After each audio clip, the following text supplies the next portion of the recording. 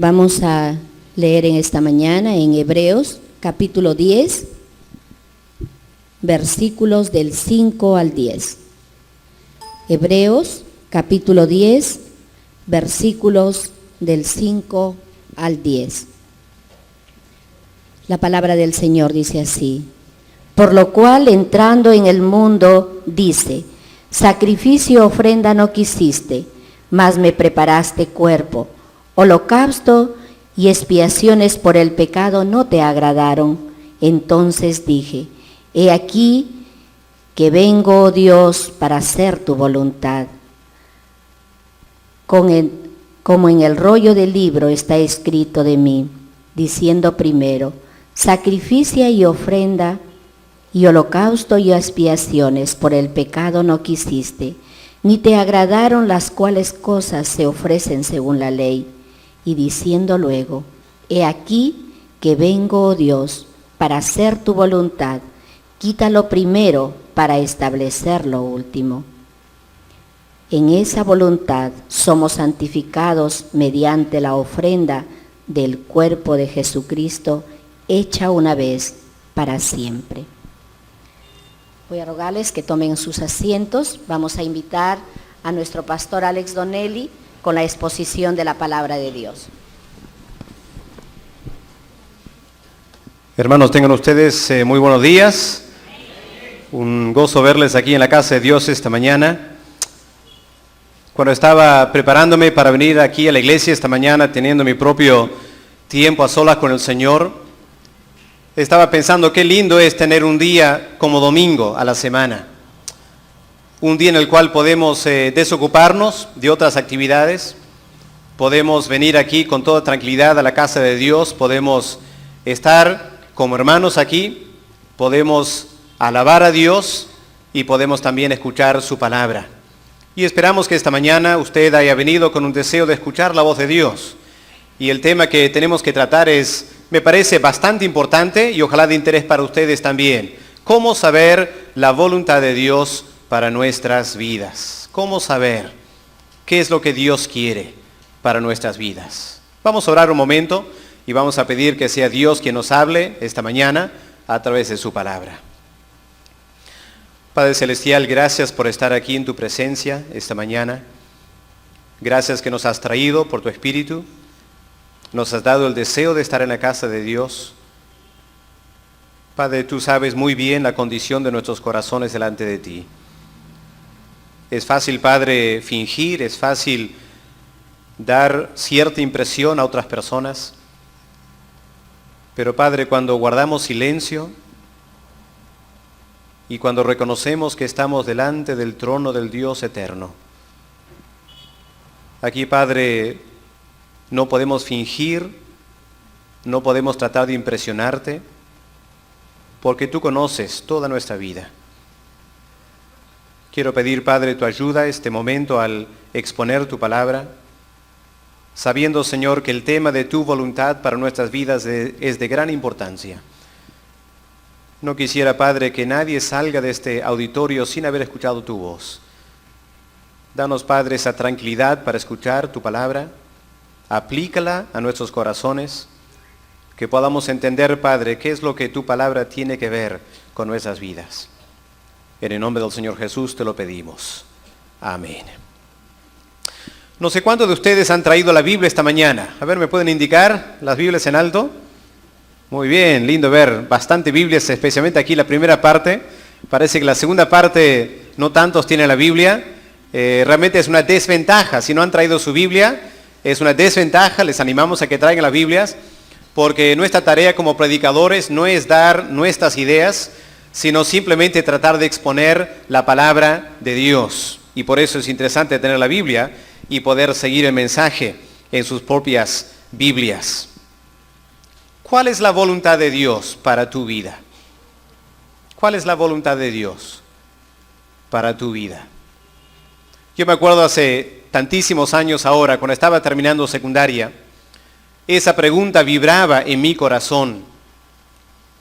Yo estaba tratando de decidir qué estudiar en la universidad y me acuerdo como joven decir al Señor lo siguiente: Padre, si tú solo me orientaras acerca de todo lo que tú quieres que yo haga el resto de mi vida, me va a ser mucho más fácil decidir qué carrera seguir en la universidad. Porque claro, en esa etapa de mi vida yo no podía vislumbrar todo el futuro, menos estar aquí trabajando en Perú con ustedes. Y yo sentí en mi corazón una necesidad de saber la voluntad de Dios. Y pensando que si solo supiera cuál era el plan de Dios para mi vida, yo como ser humano, como creyente, estaría en mejores condiciones de poder tomar decisiones, por ejemplo, que estudiar en la universidad. Pero Dios no me indicó cuál era su voluntad. Y yo tuve que simplemente seguir lo que Dios estaba queriendo para mí en esa etapa de mi vida. Y lo que yo he encontrado a lo largo de muchos años como creyente es que Dios no nos da un plan para toda nuestra vida de antemano, sino que hace Dios para guiarnos, para ayudarnos a tomar buenas decisiones en la vida. Lo que Dios nos hace, nos ayuda es dándonos a entender cuál es su plan, su voluntad para nosotros hoy. Porque si no estamos haciendo hoy lo que Dios quiere de nosotros, ¿qué vale la pena soñar de mañana? Y quizás hay muchos jóvenes que quisieran saber de antemano cuál es el plan de Dios para toda su vida, pero que no están haciendo la voluntad de Dios hoy. Y eso es un gran error. Así que esta mañana, a la luz del pasaje que hemos leído, vamos a considerar este tema de la voluntad de Dios para nuestras vidas. Ahora, yo sé que estudiando el libro de Hebreos y llegando al capítulo 10, los versos 5 al 10, a primera vista, cuando leemos estos versos, no parecen tener que ver con el tema que he trazado, la voluntad de Dios para nuestras vidas. Así que permítame leer el pasaje otra vez en una forma interpretativa, añadiendo algunas palabras, y creo que si lo hacemos así, vamos a ver que el tema central de este pasaje es exactamente eso. Es la voluntad de Dios para nuestras vidas. Leamos otra vez entonces. Dice verso 5, por lo cual, y claro está hablando de cuando Cristo vino a este mundo hace 2000 años, entrando en el mundo, Cristo proféticamente dice, sacrificio y ofrenda no quisiste. Es decir, esa no fue tu voluntad. Tú no querías, Padre, que yo venga para ofrecer sacrificio y ofrenda. Tu voluntad tiene que ver con un cuerpo. Me preparaste un cuerpo.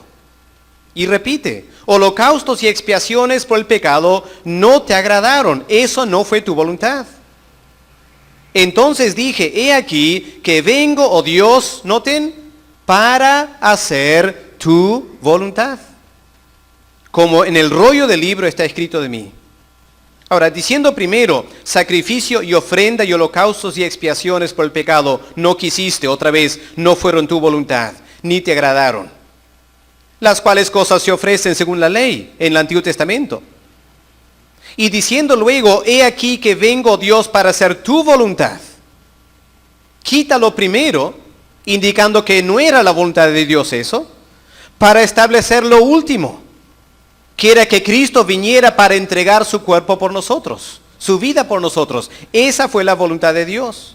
Y termina el verso 10. En esta voluntad, según esta voluntad de Dios, somos santificados mediante la ofrenda del cuerpo de Jesucristo, hecha una vez para siempre.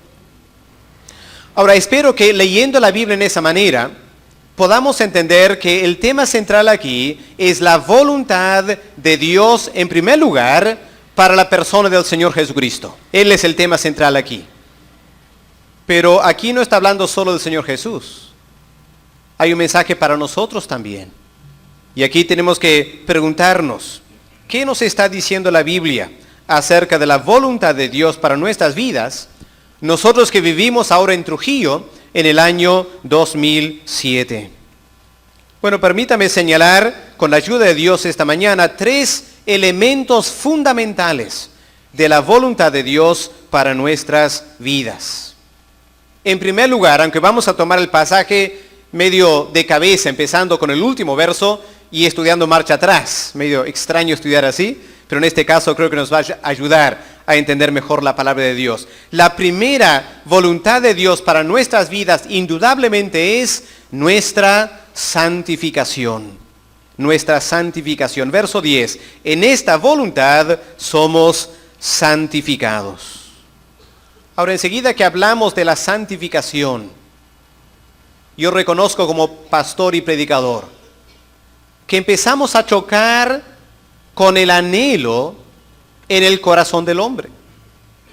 Porque si yo les preguntara, hermanos, esta mañana, ¿cuál es su voluntad? Me imagino que si somos honestos esta mañana, la mayoría de nosotros diríamos, bueno, pastor, lo que yo más anhelo en mi vida es ser feliz. Eso está muy enraizado en nosotros, ¿no es cierto? ¿Quién no quiere ser feliz? En otras palabras, nadie quiere ser infeliz. Todos estamos buscando la felicidad. Pero cuando vamos a la palabra de Dios encontramos algo extraño.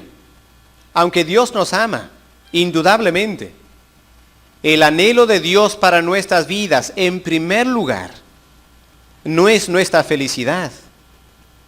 Lo que Dios anhela para nuestras vidas, queridos amigos y hermanos, es nuestra santidad. Eso es lo que Dios quiere. Eso es lo que Dios sabe es mejor para nosotros. Y como voy a mencionar más adelante, el camino a la felicidad es a través de la santidad.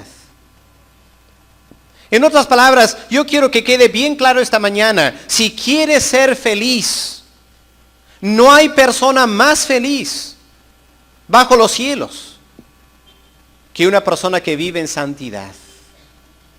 Y francamente, las personas que no buscan la santidad encuentran solo una felicidad muy pasajera. Y a la larga, lo que pensaban que les iba a hacer feliz, les trae una enorme carga de infelicidad, porque no están viviendo de acuerdo al plan de Dios para nuestras vidas. Lo que Dios quiere para nosotros entonces es nuestra santidad. Mire cómo el apóstol Pablo lo menciona en su carta a los tesalonicenses, primera Tesalonicenses, el capítulo 4 y el verso 3. Claramente el apóstol Pablo plasma esta idea en la palabra de Dios para nosotros. Primera Tesalonicenses 4 y el verso 3. Podríamos tomar verso 2 para iniciar. Porque ya sabéis qué instrucciones os dimos por el Señor Jesús. Pues la voluntad de Dios, aquí está, la voluntad de Dios es vuestra, ¿qué dice? Santificación, que ustedes se aparten de la fornicación. Ahora, el mundo no acepta esto, ¿no es cierto? El mundo pondría este verso al revés. Lo que el mundo diría es lo siguiente: mi voluntad es la fornicación, apartarme de la santificación. Eso es lo que el mundo piensa. Por eso hoy en día es casi imposible mirar una película sin ver en la película en algún momento un acto de fornicación, ¿no es cierto? Casi imposible. Parece que los cineastas, los productores de película han llegado a tal nivel de aburrimiento que toda película tiene que tener alguna escena de inmoralidad sexual. Es increíble, ¿no es cierto? Yo les desafío a mirar una película que no tenga eso. Van a encontrar que casi todas las películas están llenas de o contienen escenas de inmoralidad sexual. Los comerciales en la televisión, las telenovelas, ¿no están llenas de eso? Lo que el mundo hoy en día está buscando, el mundo fuera de la iglesia obviamente, es una felicidad personal a través de actos sexuales. Pero Dios nuestro Creador, que dicho sea de paso, nos conoce mucho mejor que nos conocemos a nosotros mismos. Dios nos dice que su voluntad es nuestra santificación y que nos apartemos de la fornicación, porque eso a la larga no nos trae felicidad. El apóstol Pedro también menciona algo parecido. Miren en 1 de Pedro, el capítulo 1, versos 14 al 16. Miren cómo Pedro enfatiza este aspecto de la santidad en la vida del ser humano. 1 de Pedro 1, verso 14. como hijos obedientes. No se conformen, dice Pedro. No se conformen a los deseos que antes tenías, estando en vuestra ignorancia, como deseos sexuales. Sino como aquel que os llamó es santo, sean ustedes también santos en toda vuestra manera de vivir. Porque está escrito, sed santos, porque yo soy santo. Así que claramente la Biblia, y uno podía leer muchos otros textos que enfatizan esto. La voluntad de Dios es nuestra santidad. La semana pasada tuve el triste deber de entrar en una consejería pastoral con una pareja de creyentes, pero que están pasando por una situación matrimonial increíblemente difícil. Y es porque hace unos meses el esposo se enamoró de una señorita, de una señora mejor dicho, porque ya es casada, que no era su esposa. Y este hombre empezó una relación ilícita, empezó a ser infiel a su esposa, entrando en una relación de adulterio. Ahora, uno entiende cómo el pecado engaña. Ese hombre, ¿por qué entró en una relación sexual ilícita? Porque buscaba la felicidad, ¿no es cierto? Y conversando con él después me dio a entender que su relación sexual con su esposa no le estaba satisfaciendo. Y encontró otra señora, un mejor cuerpo, y podía gozar mejor la relación sexual con ella. Así que él entra a esta relación sexual buscando la felicidad. Pero el pecado siempre es un engaño. ¿Y cuál ha sido el resultado? En primer lugar, la esposa se ha enterado y la esposa ahora quiere separarse de él y quiere llevarse a sus 2 hijos.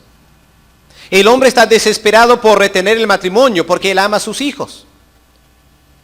La señora con la cual él se involucró sexualmente ahora está por salir del país, ir a otro país a vivir, volver a estar con su esposo. El hombre ahora está quedando sin su amante y sin sus hijos y sin su esposa. Y por los pecados en los cuales se ha metido, él está perdiendo su trabajo también. Él tiene deudas con el banco. Él no sabe cómo pagar su cuarto. Un desastre su vida. O sea, aquí está el problema, hermanos. Él olvida la palabra de Dios. Él olvida que Dios dice que lo que Dios quiere es nuestra santidad. Él se mete en una relación sexual ilícita, buscando la felicidad, y solo encuentra para sí mismo, para su esposa, para sus hijas y quizás para otro matrimonio. Ha traído una montaña de infelicidad. Ahora, Satanás está detrás de todo esto. Y si eso puede pasar en la vida de alguien que se llama cristiano, ¿se imaginan lo que pasa en la vida de inconversos? ¿Y por qué este mundo está hecho un desastre hoy en día? ¿Por qué hay tanta infelicidad en el mundo? ¿Saben, hermanos, por qué hay tanta infelicidad? Porque hay muy poca santidad. Si hubiera más santidad, habría más felicidad. Pero nos hemos olvidado del mandato de Dios. Y estamos buscando, como dice la Biblia, en cisternas rotas. Estamos queriendo almacenar el agua de la felicidad. Y lo que encontramos es que el agua se va disipando y nos deja vacíos, nos deja sedientos, nos dejan totalmente infelices. Porque no hemos buscado la santidad. Pero el autor de Hebreos nos dice, la voluntad de Dios es nuestra santidad, nuestra santificación. Y hermanos, Dios en su gran amor para nosotros ha provisto el único camino para la santidad. Y es a través del perdón del pecado que viene por la sangre del Señor Jesucristo. El Señor entregó su vida por nosotros para que podamos ser santificados, para que podamos ser limpios del pecado. Así que permítame preguntarte esta mañana, si eres un creyente o una persona que nos estás visitando, permítame preguntarte con todo respeto esta mañana, ¿estás gozando la santidad de Dios? ¿Puedes decir esta mañana que Dios, al mirarte, Dios te proclama totalmente limpio y puro y santo por la sangre de Cristo? ¿O será que tu vida está manchada por el pecado? Tu conciencia está manchada por el pecado. Y no tienes tranquilidad porque no eres santo. Bueno, aquí está la voluntad de Dios. Que seamos santificados mediante la ofrenda del cuerpo del Señor Jesucristo. Ahora esta santificación, este perdón de los pecados, lo recibimos por fe. Es una gran bendición. Es una tremenda bendición que Dios nos limpie de nuestros pecados. Pero saben, no basta querer ser limpios del pecado. Tenemos que también querer vivir en santidad. Yo me acuerdo como joven creciendo, antes de conocer al Señor Jesús. Yo como cualquier otro joven me metí en algunos pecados de la vida. Mi conciencia me afectaba. Y cuando iba a la iglesia y escuchaba un mensaje de la santidad, Dios me hincaba el corazón, mi conciencia, y yo quería que Dios me perdonara. Yo quería estar limpio de mis pecados. Pero yo encontré un problema. Yo quería que Dios me perdonara, pero yo no quería cambiar mi forma de vida. Así que un domingo yo iba a la iglesia, pedía perdón por mis pecados, y el lunes a sábado volvía al mundo y seguía pecando como antes. ¿Y cuántas personas viven así? Eso no es lo que Dios quiere. Para ser realmente perdonados de nuestros pecados, como yo encontré, tenemos que querer vivir en santidad. Porque la persona que no quiere vivir en santidad, en vano busca el perdón de los pecados. Yo me pregunto si hay alguien así esta mañana. Quizás al igual que yo, tú has pedido a Dios perdón muchas veces. Quizás has pedido a Dios muchas veces que Él te perdone, que Él te limpie por tus pecados. Pero te das cuenta esta mañana que las cosas no andan bien en tu vida. Y aquí podría estar el problema. Que tú no quieres ser santo. Sí, quieres que Dios te perdone, pero no quieres vivir en santidad. Pero el autor de Hebreos nos dice que eso es muy importante. En Hebreos 12 y el verso 14, el autor dice lo siguiente: seguid la paz con todos y la santidad, sin la cual nadie verá a Dios. Hebreos 12, 14.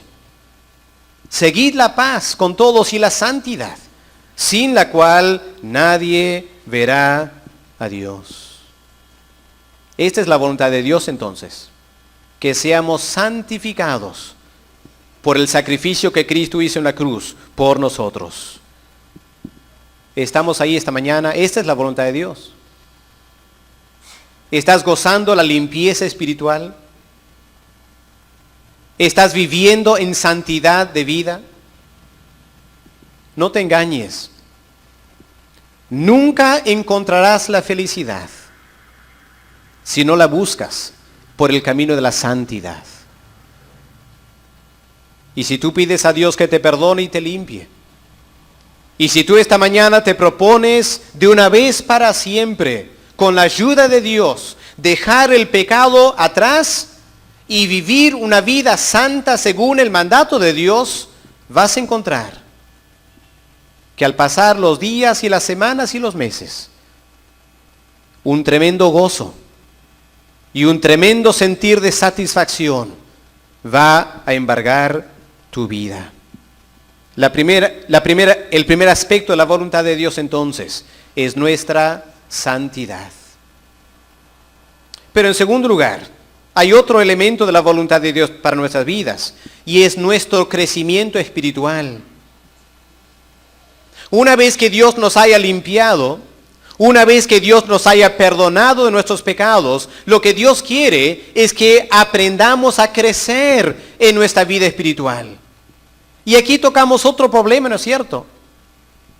Porque hay demasiadas personas en la iglesia que pueden decir que hace años recibieron a Cristo como su Salvador personal, pero la triste realidad es que a través de los años no han crecido en su vida espiritual.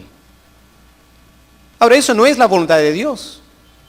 Dios quiere que crezcamos día tras día, nuestra vida espiritual esté creciendo. A usted dirá, pero pastor, ¿dónde en este pasaje encuentra eso? Porque aquí a primera vista no habla nada de crecimiento espiritual.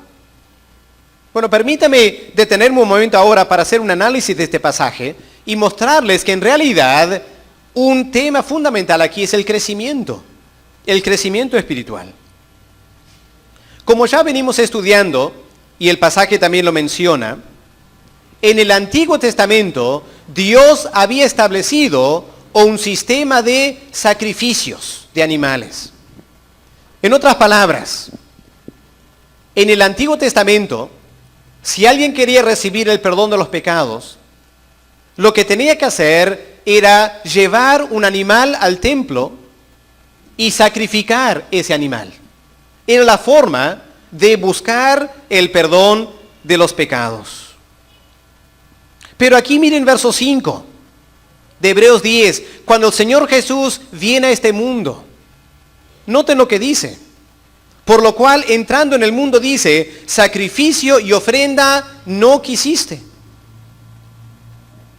En otras palabras, lo que el Señor está reconociendo aquí, citando del Antiguo Testamento, es que cuando Él entrara al mundo, Él no venía para hacer sacrificios. Él no venía para actuar como un sacerdote terrenal y ofrecer la sangre de animales. No, Él tenía que ofrecer su propia sangre. Él tenía que sacrificarse a sí mismo. Y por eso dice el verso 5, sacrificio y ofrenda no quisiste, mas me preparaste un cuerpo para ser sacrificado, según verso 10, para el perdón de los pecados.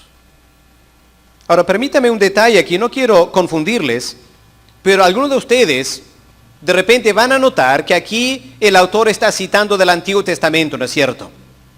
Ahora, permítame aclarar este detalle para que no tenga ninguna confusión en sus mentes. Volvamos a Salmo 40, de donde viene esta cita del autor de Hebreos. Cuando leemos el Salmo 40, vamos a encontrar que el salmista realmente dijo algo diferente. Salmo 40, verso 6. ¿Qué dice? Miren sus Biblias.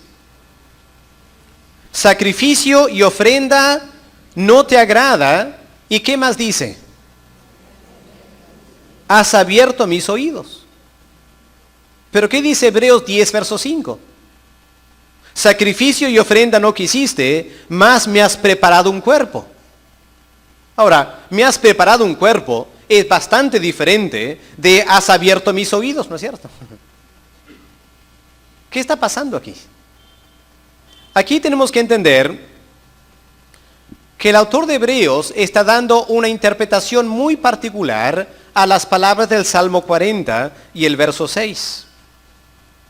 Aunque la Reina Valera, que es la Biblia que la mayoría usamos, dice en Salmo 40, verso 6, has abierto mis oídos, el texto en hebreo literalmente dice lo siguiente, has taladrado mi oreja. Es lo que dice el texto en hebreo, ¿ya? Has taladrado mi oreja, es decir, has hecho un hueco en mi oreja. ¿Para qué significa eso? El salmista está citando una práctica muy extraña del Antiguo Testamento. Si quieren entender esta práctica, miren en Éxodo el capítulo 21 y el verso 6. Aquí para interpretar bien el Salmo 40. Miren lo que dice Éxodo 21, Éxodo 21 y el verso 6. Tomemos el verso 5 para entender el contexto.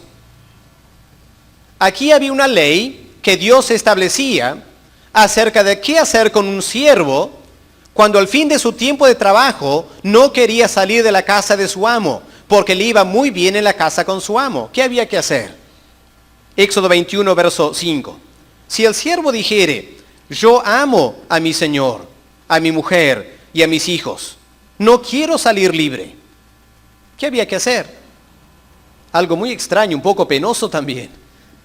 Entonces su amo lo llevará ante los jueces, le hará estar junto a la puerta o al poste de la ciudad, y su amo le horadará la oreja con lesna. En otras palabras, casi como taladrando o con un clavo, clava su oreja a la puerta.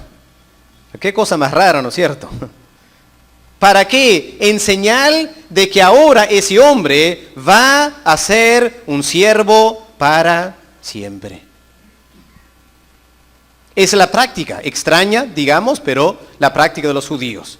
Cuando un hombre no quería ser libre, cuando un hombre se ofrecía libremente como siervo para otra persona, había que taladrar su oreja a la puerta de la ciudad en señal de servidumbre eterno, permanente. Ahora, eso es lo que dice aquí en Salmo 40, verso 6. Sacrificio y ofrenda no te agrada, has taladrado mi oreja. En otras palabras, lo que el Señor está diciendo aquí al Padre: yo vengo a este mundo no para hacer sacrificios y ofrendas, yo vengo para ser tu siervo. Ofrezco mi vida para ser tu siervo. Y para que el Señor Jesús pueda ser el siervo de Jehová y entregar su vida por nosotros, Dios el Padre le preparó un cuerpo para que en ese cuerpo pueda servir a Dios.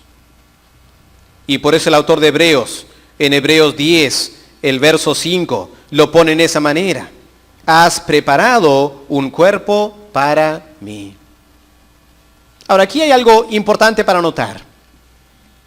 Muchas personas incrédulas que no aceptan la Biblia como palabra de Dios van a decir lo siguiente: pero pastor, aquí me parece que el autor de Hebreos está jugando con la Biblia.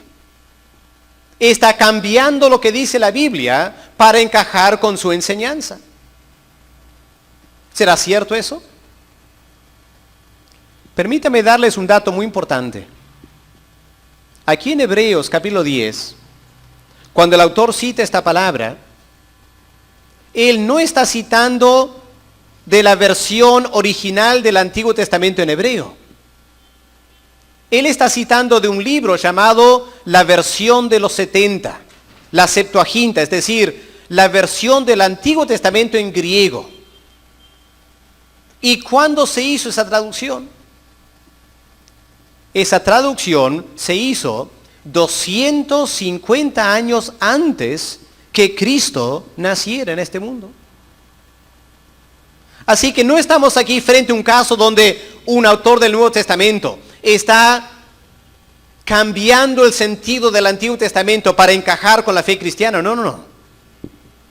Él está citando un texto judío, la versión de los 70, traducida 250 años antes de Cristo, donde ya tenía estas palabras: me has preparado un cuerpo. Lo maravilloso de esto es que estamos notando que Dios, a través de esa versión de la Biblia en griego, estaba preparando el camino para la venida del Señor Jesucristo. Y el autor de Hebreos simplemente reconoce eso y cita las palabras de esa versión en griego para poder sustentar esta enseñanza de que el Señor Jesús vino con un cuerpo preparado por el Padre para ser un siervo de Dios y entregar su vida a favor de nosotros. Pero muy aparte de esto, lo que quiero notar también con ustedes es que lo que el autor está diciendo aquí es algo que a los judíos sería tremendamente chocante.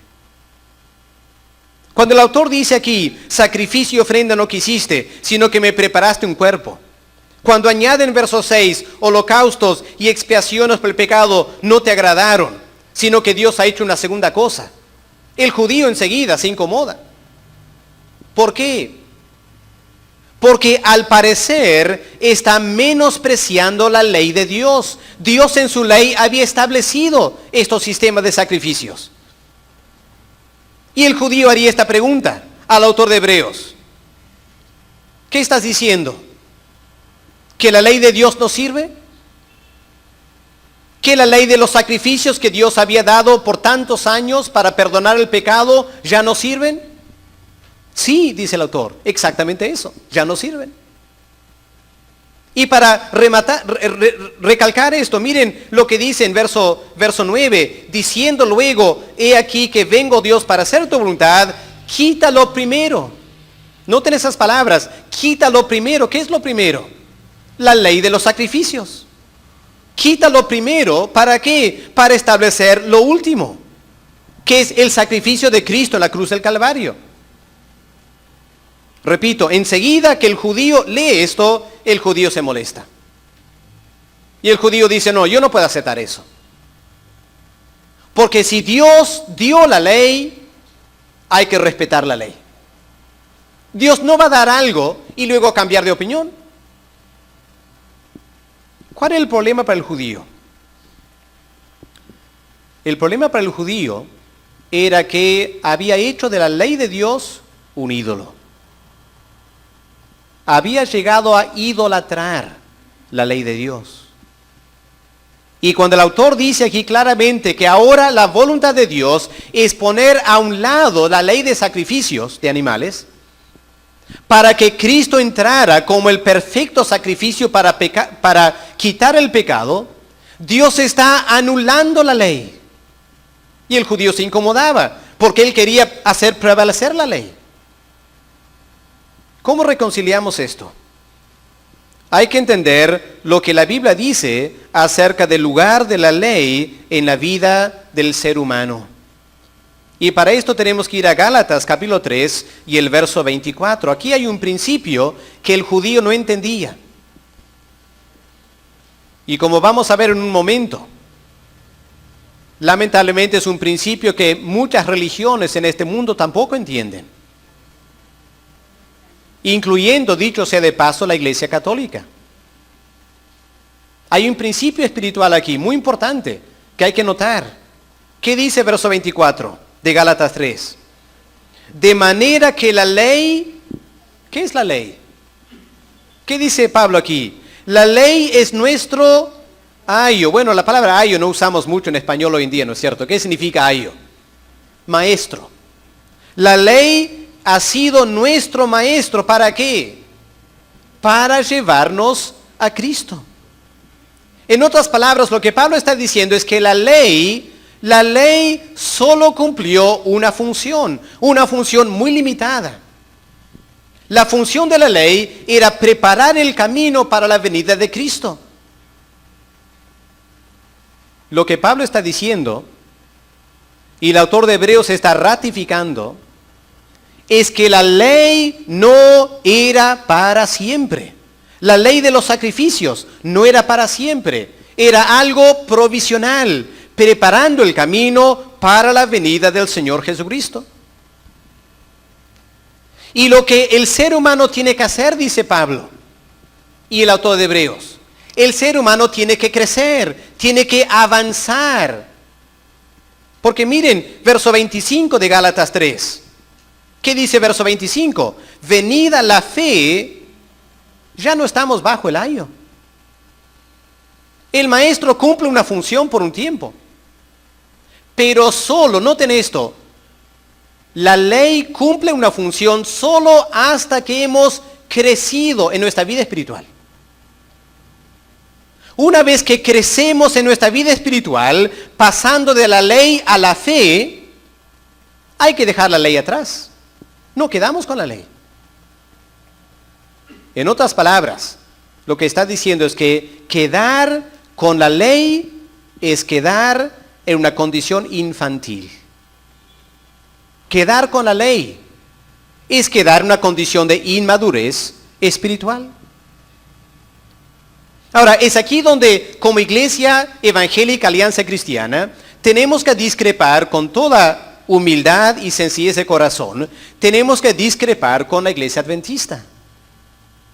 Porque la Iglesia Adventista también, al igual que los judíos, cae en la trampa de hacer de la ley un ídolo. Insisten, hay que no comer chancho, hay que guardar el sábado, no el domingo. ¿Por qué? Porque la ley dice.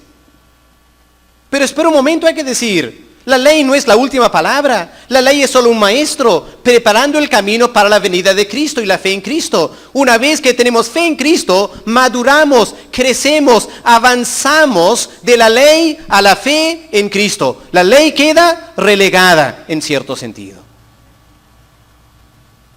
Pero el problema es que algunas personas quieren quedar inmaduros. Quieren quedar en la ley. No quieren crecer. Y aquí hay un gran problema. Dios no quiere eso. Dios ha diseñado todo el plan de salvación, desde el Antiguo Testamento hasta el Nuevo Testamento. ¿Para qué? Para enseñarnos el principio del crecimiento espiritual. Hay que crecer, hay que avanzar, no hay que quedar estancados. Pero lamentablemente muchas personas quedan estancadas. Ustedes conocerán muy bien. Ahora yo no quiero que nadie se sienta incómodo si usted tiene esto en su casa. Permítame simplemente usar esto como una ilustración. Habrán visto ustedes en varios hogares un pequeño letrerito en la ventana o en la puerta que dice: este hogar es católico. Cada vez que yo veo eso, me da mucha pena. No porque sean católicos, sino porque ese afiche lo que está diciendo, en otras palabras, es: estamos contentos donde estamos, no nos molesten, no queremos avanzar a nada más. Y muchas personas piensan así, ¿no es cierto? Dicen: yo nací católico y voy a morir católico. Qué pena. Francamente, qué pena. Lo que está diciendo es: yo no quiero crecer. Lo que está diciendo: yo creo que ya sé todo y no hay nada más que yo pueda aprender. Yo nací católico, voy a morir católico, no me molesten. No, los judíos decían lo mismo. El judío decía: yo nací judío, yo creí en la ley, yo voy a morir judío, voy a quedar con la ley. ¿Pero qué dice la Biblia? La ley es un maestro para llevarnos a Cristo. Una vez que Cristo viene, hay que dejar la ley. Hay que dejar de ser judíos en ese sentido. Hay que avanzar, hay que crecer a la madurez espiritual. Ahora, podría ser que esta mañana hay personas aquí que son fieles católicos. Y quizás esto que estoy diciendo les incomoda un momento. Bueno, permítame explicar a dónde voy. Yo no niego para nada que el hecho de que usted sea católico haya sido un gran beneficio para su vida. Gracias a Dios que usted ha sido católico. Gracias a Dios que ha sido un buen católico. ¿Por qué? Porque siendo un buen católico, usted ha creído en Dios en primer lugar. ¿No es cierto? Siendo un buen católico, usted ha creído en Cristo. Tremendo. Siendo un buen católico, usted entiende que Cristo murió por nuestros pecados. Amén. Siendo un buen católico, usted acepta que la Biblia es la palabra de Dios. Amén. Siendo un buen católico, usted sabe que Cristo resucitó de los muertos. Amén. En otras palabras, hay muchos grandes beneficios de ser un católico. Y quizás Dios le ha ayudado. Siendo católico, le ha guardado de muchas cosas hasta llegar a este momento en su vida. Pero, Dios no quiere que quedes ahí. Dios quiere que tú avances. ¿En qué sentido? Dios quiere que tú avances de un catolicismo en el cual se cree que la salvación viene por mis buenas obras, a entender, siendo un poco más maduros, que no puedo hacer buenas obras. Que aunque yo trato de hacer buenas obras, termino haciendo muchas malas obras. Ahora, eso requiere madurez, ¿no es cierto? Eso requiere crecimiento espiritual. Y reconocer que ni mis buenas obras pueden pagar por mis malas obras. Y lo que Dios quiere es que usted avance de ser católico. Escuchen bien lo que voy a decir ahora, ¿ya? Dios quiere que usted avance de ser católico al evangelio. Noten, yo no dije de ser católico a ser evangélico. No dije eso. El avance no es simplemente hacerse evangélico. El crecimiento tiene que ver con entender lo que es el evangelio. Y entender que en cierto sentido, en la Iglesia Católica, con todo respeto lo digo, en la Iglesia Católica no hay el Evangelio. No según la palabra de Dios. Porque la Biblia dice categóricamente: hay un solo mediador entre Dios y los hombres, es Cristo, no es la Virgen María. En segundo lugar, la Biblia dice, la salvación viene únicamente por la fe, no por obras. Que no es lo que dice la Iglesia Católica. Así que permítame esta mañana, como pastor y predicador de la palabra, desafiarle. ¿Va a quedar en su inmadurez espiritual? ¿Va a quedar toda su vida católica porque nació católico? ¿No podía ser que tiene algo más que aprender y que la Biblia y el verdadero evangelio les puede llevar algo más que Dios quiere para su vida? Indudablemente Dios quiere más para su vida. Ahora, lo que yo digo de los católicos es igual para cualquier otra religión y cualquier otra secta. Permítame también decir lo siguiente, lo que estoy diciendo es cierto también para evangélicos. Porque si simplemente vamos a decir, yo nací evangélico y voy a morir evangélico, estamos en igual. Cualquier persona que dice, yo nací en una forma y voy a morir en esa forma, lo que está diciendo es, yo lo sé todo, no tengo nada más para crecer y aprender. Ahora, Dios no quiere eso. Tiene que haber un proceso constante de crecimiento, madurez, avance espiritual. Y aún el apóstol Pablo, ¿no es cierto? En Filipenses 3, miren Filipenses 3, miren la actitud de Pablo. Y si queremos llamarle evangélico, miren la actitud del apóstol Pablo. Pablo no tenía la actitud, yo soy apóstol y voy a morir apóstol. Y nadie me va a enseñar nada más. Pablo no dijo eso, ¿no es cierto? Miren lo que dice Pablo en Filipenses 3, verso 12. Miren la tremenda humildad del apóstol Pablo. No que lo haya alcanzado ya. Yo no creo que yo ya soy maduro, dice el apóstol Pablo. Ni que ya sea perfecto. Sino que yo prosigo para ver si logro asir aquello para lo cual fui también nacido por Cristo Jesús. Hermanos, dice Pablo, yo mismo no pretendo haberlo ya alcanzado. Yo no creo, dice Pablo, que yo ya conozco todo. Pero una cosa hago, olvidando lo que queda atrás y extendiéndome a lo que está por delante, yo prosigo a la meta, al premio del supremo llamamiento de Dios en Cristo Jesús. Y todos los que somos perfectos, esto mismo sintamos. Por eso digo, hermanos, categóricamente esta mañana, la voluntad de Dios es nuestra santidad y en segundo lugar, la voluntad de Dios es nuestro crecimiento espiritual. No te quedes donde estás. Crece espiritualmente. Si eres adventista, eres ateo, eres marxista, eres católico, eres evangélico, no importa. Crece en tu vida espiritual. No quedes ahí. Crece, avanza. Y la única forma de avanzar es estudiando la palabra de Dios. Es la forma de avanzar. Lee, estudia, medita, aprende más de la Biblia y vas a crecer. Pero en el nombre del Señor no tengas, yo te ruego, no tengas esta actitud. Nací católico y voy a morir católico. No, hermanos o amigos. Dios tiene mucho que quiere enseñarnos. Dios dio a los judíos la ley. Pero Dios no quería que quedaran con la ley. Dios quería poner la ley a un lado para que entre la fe en Cristo y que los judíos avancen y crezcan. Y ojalá que podamos crecer también nosotros en nuestra vida espiritual.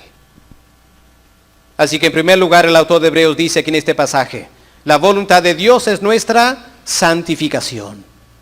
En segundo lugar, la voluntad de Dios es nuestro crecimiento espiritual. Hay que dejar lo primero para avanzar a lo segundo. Pero termino, hermanos, con esto. La voluntad de Dios en tercer lugar es nuestro servicio cristiano. Esto es lo que Dios quiere para nosotros. Una vez que hemos sido limpiados del pecado, una vez que estamos viviendo en santidad, una vez que estamos creciendo en nuestra vida espiritual, lo que debemos buscar ahora es el servicio a Dios. Dios nos creó para servirle. Es lo que dice verso 9, el Señor Jesús dice esto. He aquí vengo, oh Dios, para hacer tu voluntad. Oh hermanos, qué tremendo ejemplo el Señor Jesús. Hace 2000 años, había un joven que vivía en la ciudad de Nazaret, en Palestina. Aparentemente no era nadie importante, Era simplemente el hijo del carpintero del pueblo. Su madre era María, tenía algunos hermanos y vivía en la casa, creciendo. 20 años, 22 años, 24 años. Yo les pregunto, un joven de 22, 24 años, ¿qué está buscando? ¿Qué es lo que busca en la vida?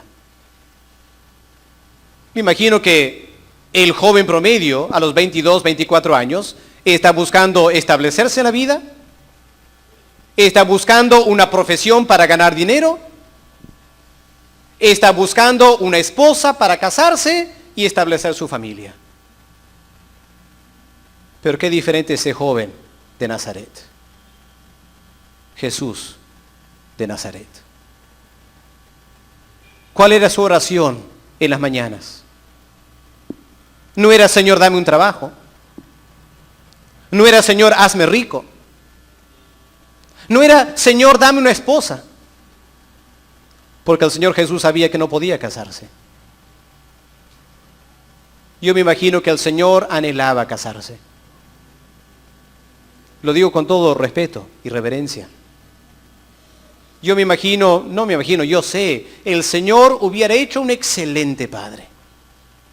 Fiel a su esposa, cariñoso con los hijos, justo con ellos, bueno en criarlos, un excelente padre.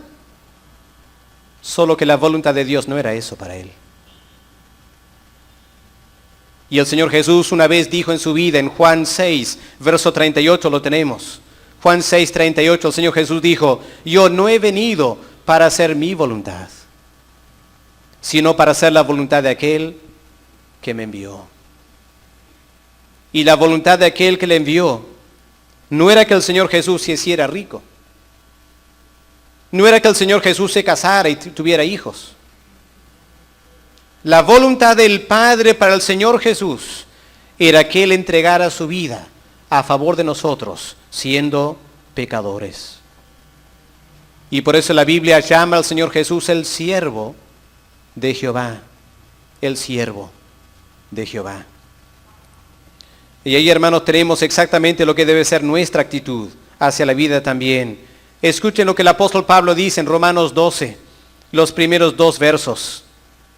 El primer verso especialmente. ¿Qué dice Romanos 12, verso 1?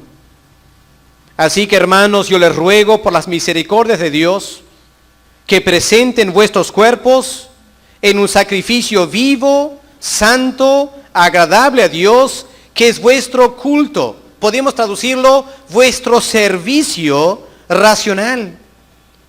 Y continúa diciendo, no se conformen a este siglo, sino tienen que ser transformados por medio de la renovación de vuestro entendimiento. ¿Para qué? Para que comprueban cuál sea la buena voluntad de Dios, agradable y perfecta. Ahora noten que volvemos al tema el cual iniciamos. Lo que toda persona está buscando es la felicidad, ¿no es cierto? Nadie está buscando una vida desagradable, ¿no es cierto? Nadie busca una vida desagradable. Todos buscamos una vida agradable. Pero miren lo que dice Pablo. La clave para una vida agradable es hacer la voluntad de Dios. Porque la voluntad de Dios es agradable para nosotros. Pregunta, ¿cómo anda tu vida esta mañana? ¿Cuáles son las cosas que te desagradan en tu vida? Y no es cierto que las cosas que te desagradan en tu vida tienen que ver con cosas que tú has hecho que no son la voluntad de Dios. Es cuando no hacemos la voluntad de Dios que cosas desagradables entran en nuestra vida. Y Dios se siente triste porque Dios no quiere eso para nosotros. Dios quiere que tengamos una vida súper agradable. Dios quiere que tengamos una vida súper feliz, contenta. Y encontramos esa felicidad, encontramos ese agrado en la vida cuando hacemos la voluntad de Dios. El Señor Jesús vivía una vida de gozo y satisfacción. ¿Por qué? Porque hacía siempre la voluntad del Padre. Si tú quieres tener una vida agradable, busca servir a Dios dentro de su voluntad para su vida. Pero aquí está el problema. Muchas veces pensamos que somos más sabios que Dios. Muchas veces pensamos que yo sé mejor que Dios lo que me va a traer felicidad en la vida. La semana pasada un grupo de adolescentes de nuestra iglesia tuvieron un retiro. Yo tuve contacto con una hermana que está liderando o trabajando con ese grupo de adolescentes al fin del campamento. Me dijo algo interesante y triste a la vez. Al fin del campamento, en el cual obviamente estaban desafiando a los adolescentes a tener una vida cumpliendo la voluntad de Dios. Esta líder me escribió lo siguiente, me dijo: pastor, me da mucha pena ver los adolescentes no haciendo caso al plan de Dios para sus vidas. Los adolescentes están demasiado ocupados queriendo entretenerse, siguiendo lo que el mundo hace, buscando la felicidad en las cosas del mundo. Qué comentario más interesante, ¿no es cierto? Y está hablando de adolescentes de esta iglesia. Y si adolescentes en esta iglesia están siguiendo la corriente del mundo con la música y la moda y lo que está en la televisión y las películas y todo lo demás, no van a encontrar una vida que agrada a Dios. Y si eso es cierto aquí, cuánto más no será cierto de los adolescentes que ni vienen a la iglesia. Pero Dios quiere nuestra felicidad. Y la felicidad encontramos no haciendo lo que yo quiero, menos haciendo lo que el mundo sugiere. Es lo que hay que hacer para ser felices. La única forma de ser felices es hacer lo que Dios quiere para nuestras vidas. Voy terminando con un verso de Lucas, el capítulo 9, donde el Señor Jesús establece un principio espiritual de gran importancia para nuestras vidas. Y si te olvidas de todo lo que he dicho esta mañana, no importa, a lo menos acuérdate de este verso. Lucas 9, el verso 24. Miren aquí el principio de la vida. ¿Qué dice el Señor Jesús? Con tremenda autoridad acerca de cómo vivir la vida aquí en este mundo. Dice verso 24, porque todo el que quiere salvar su vida, ¿qué va a pasar? La va a perder. Ahora, ¿qué significa salvar tu vida? Salvar tu vida significa pensar lo siguiente: soy joven, tengo mi vida por delante. Ahora es el momento para vivirla. ¿Qué es lo que el mundo hace para divertirse? La música, internet, los bailes, las bebidas. Muy bien, yo voy a meterme en eso. Más adelante, cuando ya sea mayor de edad, ya casado, de repente voy a buscar más a Dios. Pero ahora soy adolescente, soy joven, tengo mucho por delante para vivir, quiero meterme en la vida. ¿Qué va a pasar? Vas a perder tu vida. El que quiere salvar su vida, el que quiere vivir como el mundo vive, ¿qué va a encontrar? Dice el Señor, va a perder la vida. Y todo el que pierde su vida, ¿qué significa perder su vida? Perder la vida significa reconocer: no tengo derecho sobre mi vida. Mi vida no me pertenece. He sido comprado por Cristo y su sangre. Yo soy un siervo de Dios o una sierva de Dios. Muy bien. Mi vida no me pertenece. La única pregunta ahora es: Dios, mi vida es tuya. ¿Qué quieres que yo haga? Ahora, ¿qué va a pasar? Dice el Señor Jesús. La persona que pierde su vida, entre comillas, en ese sentido, la persona que pierde su vida por causa de mí, la salvará. Él y ella son las únicas personas que van a realmente gozar la vida cuando reconocen que son siervos de Dios. ¿Qué dice el verso 25 de Lucas 9? Pues ¿qué aprovecha el hombre si gana todo el mundo y pasa toda su vida entreteniéndose, y en los bailes, y en las discotecas, y en la tecnología, en los iPods y todo lo demás? ¿Qué aprovecha el hombre si gana todo el mundo y se destruye a sí mismo y pierde su vida? Porque el que se avergonzare de mí y de mis palabras, de se avergonzará el Hijo del Hombre cuando venga en su gloria. Cuando yo recién conocí al Señor Jesús, yo fui a quedar con un primo que no era creyente. Era unos 4 años mayor que yo.